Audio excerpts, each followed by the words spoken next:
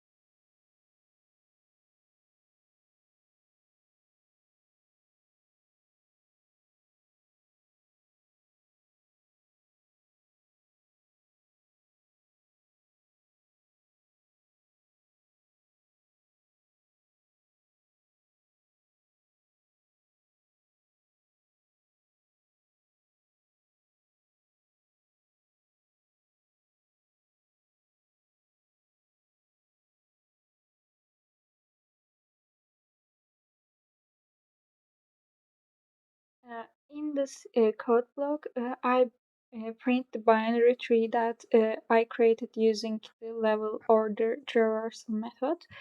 First, I print the message level order traversal message uh, um, to indicate the start of the traversal.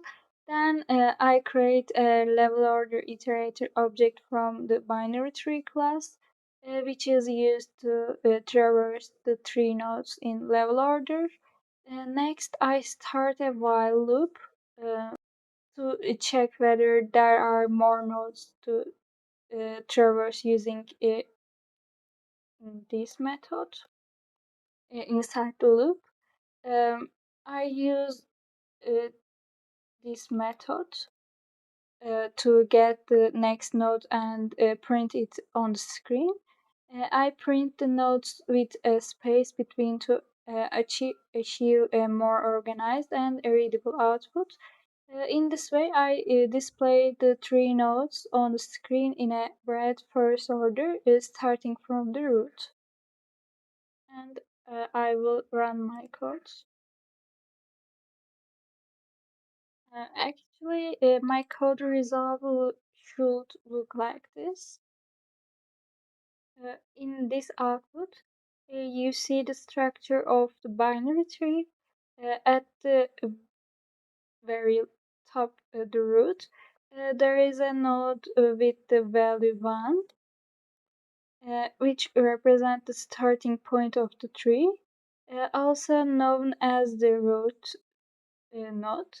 The left of the road uh, the left of the road node, there is a child node with value 2, and to the right, there is another child node with the value 3. Under the node with the value 2, there are two child nodes. The left one has the value 4, and the right one has the value 5. Um, The node with value 3 does not have any children, making it a leaf node. In this way, I construct the tree in a structure that expands from the root to the lower branch, arranging the nodes from top to bottom and from left to right, following the breadth first search pattern.